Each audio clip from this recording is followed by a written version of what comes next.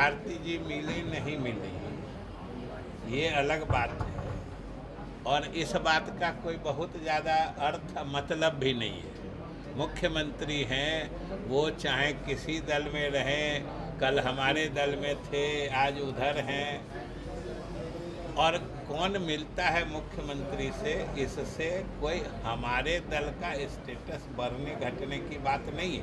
Interim फैसला नहीं देके या इंटरिम रोक नहीं लगा के वो पूरी सुनवाई करके उसके मेरिट पे फैसला देगा। नमस्कार, आप देख रहे हैं न्यूज फॉर नेशन। मैं आपके साथ तबजीत सिंह। बीमा भारती बिहार के मुख्यमंत्री नीतीश कुमार से पिछले दिन मुलाकात किए थे, जिसको लेकर अब कयास लगाया जा रहा है कि बीमा भारती फिर से जदयू ज्वाइन करेंगे। इसी को लेकर जब सवाल किया गया मुख्यमंत्री नीतीश कुमार के काफी करीबी मंत्री हैं विजय कुमार चौधरी उनसे, तो उनका साफ तौर पर कहना है कि देखिए वो बिहार के मुख्यमंत्री हैं, कोई भी मुलाकात कर सकता है, वो कितने कद्दावर हैं वो सभी कोई जानता है। और वहीं जिस तरह से बिहार में आरक्षण को लेकर जो सुप्रीम कोर्ट में मामला चल रहा है, सुप्रीम कोर्ट ने भी स्टे लगाने से खारिज कर दिया। इसको लेकर भी क्या कुछ करें हैं विजय कुमार चौधरी, पहले सुनिए उनकी बातों को। विधानसभा सत्र के दौरान बीमा भारती ने मुख्यमंत्री नीतीश कुमार से मुलाकात की और चर्चा है कि वो फिर से जेडीयू में आ सकती है। क्या लोगों को समझ में आने लगा नीतीश कुमार कितने कद्दावर हैं? उनका साथ छोड़ना मतलब देखिए, अब बीमा भारती जी मिली नहीं मिली ये अलग बात है, और इस बात का कोई बहुत ज़्यादा अर्थ मतलब भी नहीं है।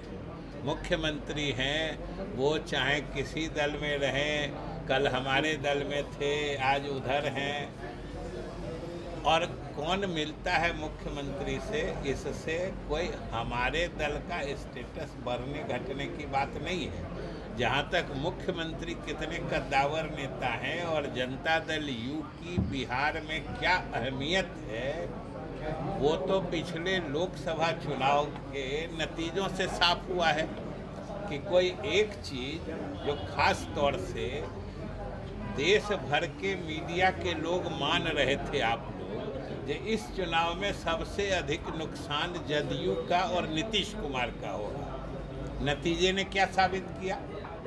नतीजे ने यही साबित किया कि पूरे देश में अगर किसी एक नेता का चेहरा सबसे चमकता हुआ लोकसभा चुनाव के नतीजों के बीच से निकला तो वो नीतीश कुमार था। यही साबित हुआ, क्योंकि और आप सब जगह से देख लीजिए।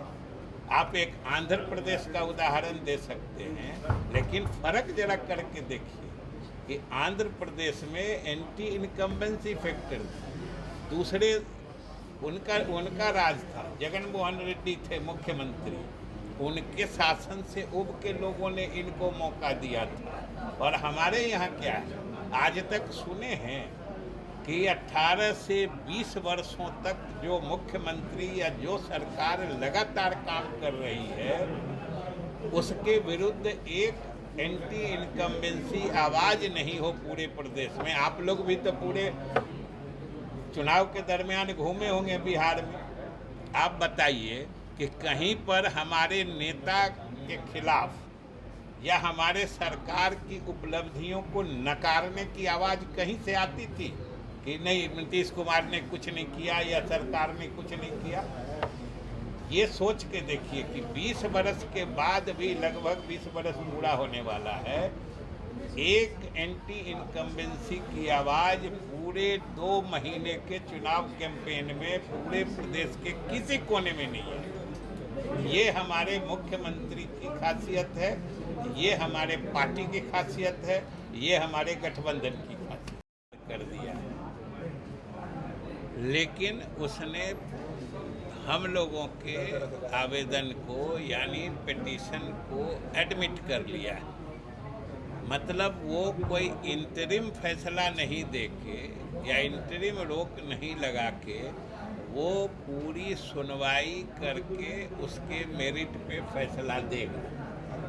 इसलिए सच पूछते हैं तो जो स्थिति हाईकोर्ट के ऑर्डर के बाद की चल रही थी, उसमें इस आदेश से अभी कोई परिवर्तन नहीं आया है, कोई नई स्थिति नहीं आई है।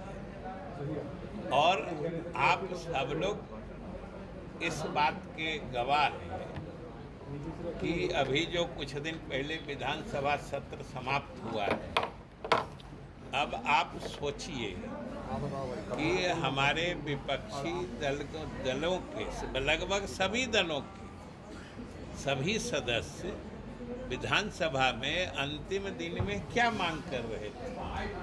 मांग कर रहे थे कि आरक्षण बढ़ाने संबंधी कानून को 9वीं अनुसूची में डालने की सिफारिश यह विधानसभा करे। आप सब लोगों ने सुना था और हमने उस दिन भी कहा था कि जहाँ तक 9वीं अनुसूची में डालने की बात है तो ये तो जिस दिन कानून बना था उसी के तुरंत बाद बिहार सरकार की तरफ से माननीय मुख्यमंत्री जी ने केंद्र सरकार को उसी समय लिख दिया था कि इस कानून को 9वीं अनुसूची में डाला जाए। और उसके बाद जो इस कानून को चुनौती दी गई थी उच्च न्यायालय में, तो उच्च न्यायालय ने उस कानून को निरस्त कर दिया। मतलब निरस्त कर देने का मतलब हुआ कि आज के दिन में वो कानून अस्तित्व में नहीं है, कानून ही नहीं है। तो हम विधानसभा में यही कह रहे थे कि आप किस कानून को 9वीं अनुसूची में डालना चाह रहे हैं, जब कानून वो अलाइव था, जिंदा था, जब राज्य सरकार के फैसले पर विधानसभा में वो कानून बना था, तो उसकी हिफाजत के लिए तो उसे 9वीं अनुसूची में डालने के लिए मुख्यमंत्री जी ने स्वयं केंद्र सरकार से अनुशंसा की थी, पत्र भी लिखा था। और आज जब उच्च न्यायालय ने उस कानून को निरस्त कर दिया है, तो फिर आज जब वो कानून ही नहीं अस्तित्व में है तो उसको 9वीं अनुसूची में कैसे डाला जाएगा? ये सीधा सामान्य समझदारी की बात है। तो खैर, एक तो पता नहीं वो समझे ही नहीं इस बात को, या समझ के कोई जानबूझ के मैंने पब्लिक में अपना क्रेडिट स्कोर करना चाह रहे थे, क्योंकि जातीय गणना करा करके जो दलित, अति पिछड़े वर्गों की सही संख्या की पहचान करके उनकी बढ़ी हुई जनसंख्या के अनुपात में उनके लिए आरक्षण की सीमा बढ़ाने का फैसला तो मुख्यमंत्री नीतीश कुमार के नेतृत्व में लिया गया, उसके लिए कानून भी बना। ये पूरे बिहार की जनता ने देखा है, और ख़ास के गरीब तबका जिनके लिए आरक्षण की सीमा बढ़ाई गई है, वो लोग इस बात से अच्छी तरह से वाकिफ़ हैं जो कौन ये किया है और कौन करना चाहता है। तो हमको लगता है कि इन लोगों को बदहवासी है कि पब्लिक जो सारे मतलब गरीब लोग मुख्यमंत्री जी और एनडीए के पक्ष में हैं, इससे ये विचलित हैं, परेशान हैं, सही और गलत का फ़र्क भी नहीं समझ रहे हैं। जो कानून ही नहीं है उसको कह रहे हैं कि इसको अनुसूची 9वीं अनुसूची में शामिल करने की अनुशंसा कर दी। हमने विधानसभा में भी कहा था कि हम लोग जो उच्च न्यायालय ने इसे निरस्त कर दिया है उसके खिलाफ उच्चतम न्यायालय में हम लोगों ने अपील की है, और हम लोग आज अगर उच्चतम न्यायालय ने अंतरिम स्थगन आदेश नहीं भी दिया है और पूरी सुनवाई के बाद वो आदेश करना चाहते हैं तो उनको अधिकार है। लेकिन आज भी बिहार सरकार और हम सभी लोग आशान्वित हैं कि अगर उच्चतम न्यायालय गहराई से हम लोगों के मामले को देखेगा कि हम लोगों ने तो आरक्षण की सीमा बढ़ाने का समुचित आधार दिया है, जनसंख्या से लेकर सामाजिक आर्थिक आंकड़े भी हम लोगों ने उपलब्ध कराए हैं कि बढ़ाने का पर्याप्त आधार है, इसलिए हम लोगों ने बढ़ाया है। और हम लोग आज भी आशान्वित हैं कि सुप्रीम कोर्ट पूरी सुनवाई करके हम लोग के पक्ष में फैसला देगा। और हमने कहा था कि एक बार उच्चतम न्यायालय से हम लोगों के पक्ष में फैसला आ जाने दीजिए, यानी अगर वो फैसला आ जाता है तो वो कानून फिर से अस्तित्व में आ जाएगा, जिंदा हो जाएगा। फिर हम लोग एक बार उसको नौवीं अनुसूची में डालने की अनुशंसा करेंगे। इसलिए ये मुद्दा आज जो बात आई है उससे आज की स्थिति में कोई फर्क नहीं पड़ता है, और न ही उससे सरकार के स्टैंड में कोई माने गिरावट या कोई घटोतरी होती है।